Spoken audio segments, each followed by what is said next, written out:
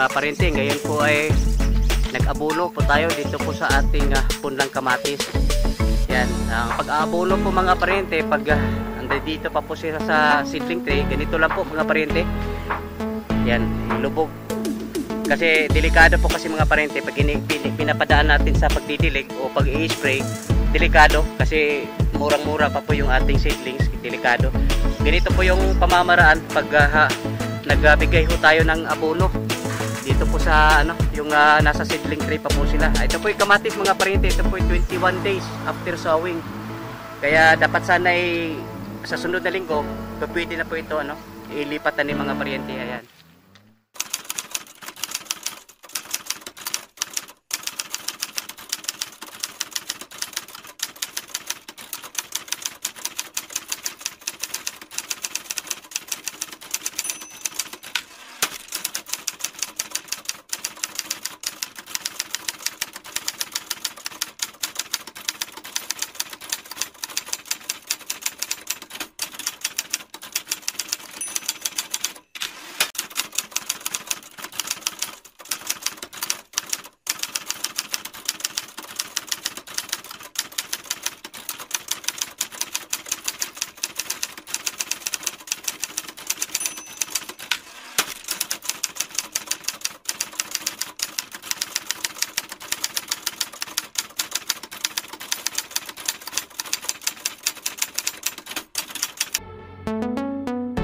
Ayan mga parente, isang medyo mainit na umaga, pero kaninang madaling araw, lakas po ng ulan mga parente. At silip muna tayo kasi nasisira na naman daw itong ating bomba doon po sa ating greenhouse. Medyo talagang subukan namin ipapaayos po ito, pero tingin ko po sana yung windings po nito wala ho problema para maayos pa po ito. Malakas po kasi ito mga parente, at ito po 1/2 horsepower o around mga lang ito 300 mahigit watts. Ayan, pero ipapaayos pa rin natin po ito mga parente. At silip po tayo doon po sa ating greenhouse kung saan mayroon po tayong inilagay doon po na shallow pump mga parente. Ayan, talagang sa tagal na siguro mga parente, hindi na talagang bumigay na po yung ating submersible. Yan, ito po yung ating ginamit ngayon na bomba po rito sa ating greenhouse. Ito po ay shallow pump, centrifugal pump po ito mga parente. At yung concern lang po naman nito mga parente, ito po yung isa 1 horsepower po yung lakas po nito. At yan, titimbangin ko kung kasi halos kalahati po yung yung kuryente, yung iniisip ko mga parente, yung pong konsumo po ng kuryente. Pero hindi naman po ito 24 hours tatakbo po ito. Lang naman ito mga parente, alas 7 ng umaga hanggang alas 4, at saka interval din po mga parente, 30-30, 45-15, kumbaga 1 to 3 din 45-15 ang ato. Ayun pong interval po nito mga parente, tumatakbo po siya ng 45, pahinga ng 15 minutos. Alas 7 hanggang alas 4 ng hapon. Ayan. Mayroon po kasi tayong dalawang ganito mga parente. Yung isa hindi pa nga nagagamit po yung isa. At ito naman pong shallow pump na ito po galing po doon sa Toledo. At ipapakita ko sa inyo mga parente ito pong yung brand po niya. Ayan. Yan po yung Golds brand. Alam naman po natin yung pong Golds mga parente, maaasahan yung pong Golds. Basta bomba. Pag Golds mga parente, pang matagalan po yan mga parente. At saka hindi na lang natin pag-usapan yung presyo. Pero mayroon po tayong dalawang ganito. Yung isa nakalagay po doon sa ating doon po sa ating tangke. Yung maliit na tangke doon po. Pero hindi po nagagamit yun mga parente. Yung iniisip ko lang, yung konsumo po niya, yung kuryente, pero hindi naman ito 24 hours. At saka pag hindi po natin gagamitin po itong ating shallow pump, sayang din naman mga parente. Ayan, pero yung pong ating lumang submersible pump po rito, ipapaayos din natin ito, pero para mayroon na po tayong backup kumbaga. Ayan. At Sa kailangan din po mga parente, buong matatabulan po ito. Gawan na natin ng paraan ito mga parente kasi ayaw ko kasing may na-expose po siya kasi madaling mag-evaporate po yung tubig. Saka malay natin mapasukan tayo ng palaka, makontaminate po yung ating ano po rito. Kaya gawan natin ng paraan na talagang matatakpan itong buhok. Ayan. Sa ngayon din mga parente, ito po yung pinapauna po natin pinapagawa ng ating mga kasamahan po rito. Ayan, pinapalinis po natin yung pong ating papaya kasi nga nakikita naman po natin yung ating papaya mukhang tumatanda po siya mga parente at gagawin po natin dito mga parente pinalinis po natin yung puno tapos bigyan po natin siya po ng abono tapos titirahin na rin po natin ng fungicide itong ating papaya kasi nag-alala po kasi ako mga parente baka hindi po ito magpang-abot doon po sa ating kalilipat talim lang ng mga ng mga papaya at yun sayang din naman mga parente mapuputol po yung ating supply kaya subukan ko itong baka naman maka-recover pa po ito ating papaya. Ayan kung nakikita nyo medyo tumatanda na siya tapos mayroon nang puno po rito na namamatay na. Nasaan ba yun? Yung parang ganong mga parente yun yun pong kinatatakot ko yung pong ating papaya na maging ganyan at hindi po sila magpang-abot doon po sa ating kalilipat tanim lang na kasunod na batch po nito. Kaya sana po makapag-recover po ito at yun bigyan po natin ito ng abono at saka titirahin po natin ito ng fungicide baka naman punggos na po itong ating papaya mga parente o kaya yun talagang variety kasi hindi ko po iso kabisado yung variety po natin kasi yung dati ho nating tinatanim yung pong red lady at hindi po tayo nakaranas po ng ganito. Ayan yung red lady po natin mga parente talagang tumatanggat lang. Mayroon pang isa doon mga parente red lady na iwan tumataas lang siya pero hindi talaga tulad ganito na talagang tumatanda siya, umiiksi po yung dahon at yun na nga yung natatakot ko baka mami tuluyin po itong mamamatay na at mapuputol po yung ating supply po ng papaya. Ayan mga pariente, update po tayo dito po sa ating ang palaya. Ayan ngayon po pruning po tayo dito lang sa bandang ilalim mga pariente. Yung mga sanga po niya pinapatanggal po natin kasi hindi na naman natin kailangan yung mga nasa ilalim. Ayan at mayroon na po tayong nakikitang mga bunga mga pariente yung malalaki na. Ayan ito malaki na rin po ito. Ayan at ngayong araw din mga pariente nagpalagay po tayo ng abono. Yung pag-aabono po natin ng commercial fertilizer mga pariente every 2 weeks kasi mayroon po tayong tubig lagon bali supplement na lang po itong ating yung synthetic na inilagay po natin. Ito po mga pariente 21 days after transplanting. Ayan ito po at iikot po tayo at titignan po natin yung kung marami na pong bulaklak mga pariente at mamayang hapon din mga pariente magbigay ho tayo ng pulyar at kasama na rin po yung fungicide at saka insecticide mamayang hapon bago lumubog po yung araw bibigyan ho natin ito ng pulyar kasabay po ng barako dito. Nay barako dito kita ko ganina. Kanina ko kasing umaga mga pariente pagdating ko dumiretso po ako rito. May nakita yan barako yan munay barako. Kana. Yan. Ito po nakita ko. Hiptan na lang na bir. Kumuni barako ni barako. Barako. Pinapabunot na po natin yung barako mga pariente at hindi rin ito pag pag itutuloy mo ito mga pariente wala rin ito kaya ngayon pa lang ilabay ko ang beer kay kuan naman na siya kanang makatakod pud ba. Ang dala po niyan mga parente, ano, yung aphids. Pag yung aphids ay dumapo po ron sa may ano, namamarako at lumilipat sa ibang puno, ang tsansa po mga parente, yung pong nilipatan po ng aphids eh magkakaroon din po, magkakabarako din po yun mga parente. Kaya ngayon pa lang pinapaano na natin, binunot na natin mga parente. Ayan. O kita kaging na to, sel, panlitan sel, bunot ha. Yan mga parente, ngayon po ay nag-abono po tayo dito po sa ating punlang kamatis. Yan, pag-aabono po mga parente, pag dito pa po siya sa seedling tray, ganito lang po mga parente.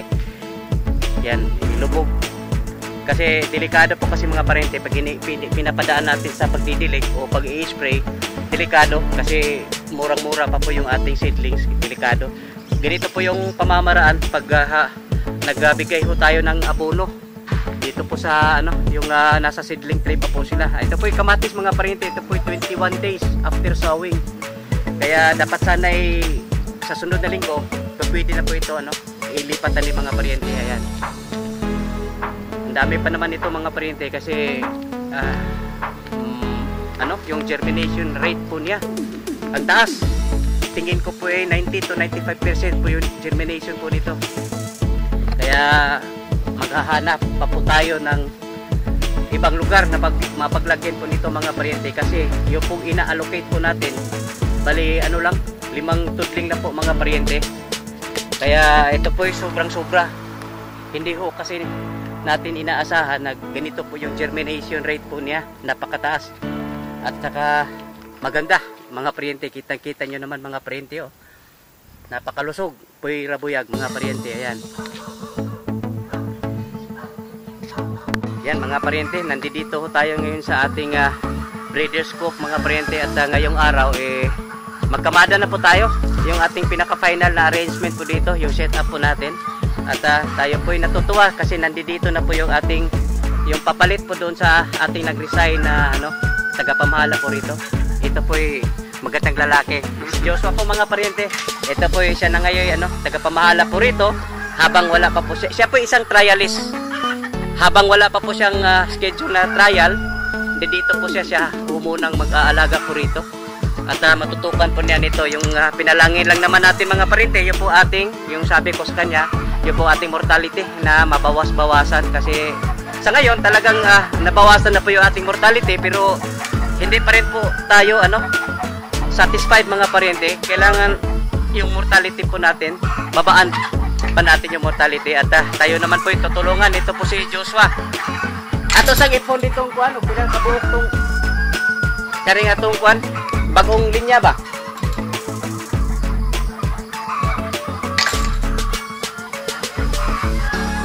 Yan ay kuan na ni sila mudrap na ni kani mga kuan na ni pwede na ni sila hikapa ko no kay mudoko gali ni paupa na ni. O basta mo muyaka pero pwede na ni pili kuan bir kanang atong kuan. Yan ito po mag-ano na po tayo, kamada na po tayo yung pinali yung mga gagmay pwede rasa na siya kuan. Ayan kuan siya Josh atong sagol ni siya na Rhode Island Red o Dominant C6 mga lahi niya naman tay Rhode Island diri daan kada katong atong kuno nakatuwa Rhode Island nga daan to siya nya lahi maputong linya. So atong i-cross po diri sa atong kuan kani sila. Yan. Yan mga parente, update po tayo dito po sa ating nako, ang ganda mga parente. Ito po yung ating asulapan mga parente at sa ngayon po pinapatubigan na. Mayroon na po tayong natapos na 2 pans mga parente itong magkatabi. 4 na pans pala mga parente. Tapos na, tapos yung isa, yung 2 na lang po doong pans na tatapusin. Ayan, at ito ang ganda mga parente oh. At paano pagpasok nito Ber? Nako, iba talaga mag-isip itong mga kasamahan po natin mga parente. Yan, Yan lang po pag pumasok. Tingnan natin sa dulo kasi baka mamaya ay makakapasok pa rin po yung ano, palaka. Ay talagang silyadong mga pariente dito po sa likuran po niya. Yun lang napansin ko po rito. Dito sa kita, kailangan po ito. Batangan ni graba bir kundi dagkong bato makuanan kay maglubong-lubong yung tuanan ni. Mula po ko siya mag-uwan-uwan. Oh, mas nindot ang graba para limpyo siya. Limpyo. Oh, dili matubo ang sagpo. Yan. Ang ganda mga pariente at ito is susubukan na po natin na mag-propagate po ng asula po rito at sa ngayon mga pariente nilagyan na po natin ng tubig at sa ngayon umpisa natin mag-propagate, hindi muna tayo maglalagay po ng abono kasi napansin po namin kahit walang abono basta sabay-sabay lang po yung paglagay po ng ano, yung kumbaga yung unang paglagay po ng asula naman malusog naman siya mga pariente at lumalago kasi mahirap na pag naumpisan po natin maglagay ng ano, abono at pwede naman palang hindi ilalagyan ng abono kaya mag-umpisa po tayo na walang abono. Maganda na po yung ating ambience po rito mga pariente, hindi masyadong mainit at hindi rin masyadong malamig na maiinitan pa rin siya mga pariente. Ayan. At tingnan lang po natin, kikiluhin natin yung unang lagay po natin mga pariente, lagyan po natin siya ng 1 kilo. At titingnan po natin kung sa loob po ng 1 linggo kaya po ba niyang punuin yung isang pan po natin kasi yung plano po natin ito everyday isang ganito kasi yung bibigyan lang naman natin ng mga pariente yung po alaga natin yun lang doon po sa ating range area pati na rin po yung native kasi hindi po ako maghahalo po ng asula doon po sa ating layers baka makaapekto po sa production po ng ating mga itlog kaya doon lang sa ating grow out tayo magbibigay po ng asula pati na rin po yung ating native. Ayan, ganda mga pariente oh. Hindi ko nga akalain na ganito pala paraan po nila pagpasok po rito yung pintuan kumbaga iba talaga mag-isip iba talaga mag-isip mga pariente yung mga kasamahan po natin dito ang galing, ang ganda oh. Nako yung kinatakutan ko nito baka ito po yung nakawin ganda nindot kay versus pang talaga siya pang showcase kumbaga ayan naganda mga pariente kuhaan niya reber na madisgrasya reber kuhaan na siya linsada siguro na ayan yan mga pariente pupuntahan po natin ito po ating asula po rito kasi mag-umpisa na po tayo mag-propagate doon po sa ating pinagawang asula pants. Ayan, sisilipin po natin yung ating asula at mamaya po diretso na rin po tayo.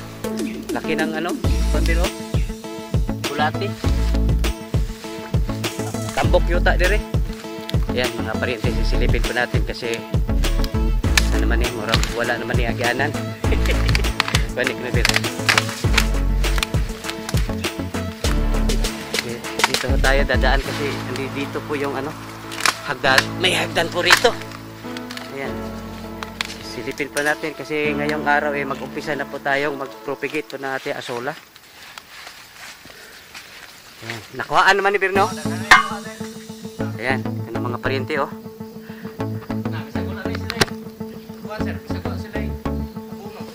Oh, lagi di sa ta mag-abono dito para may bawaan na to nga kuan. Oh, kuan na pero kanang kuan. Kuan na gid sila oh. Kanang di na nato ma-identify katong mga bag-o kuan katong mga green gid mo ito yung mga bag-o kay uban umur kabantay ko murag ni action ng ground.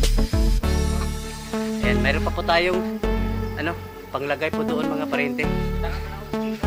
Oh. Ayan. At tayo po diretso po doon sa ating imo tong ipapas dito sa pan. Napa.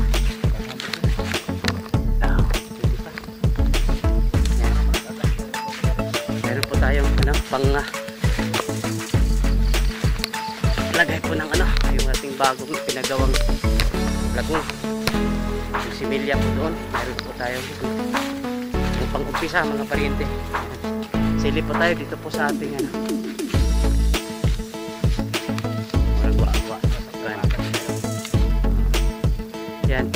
kana pong kuan bir ha, kanang mga sanga diya ba.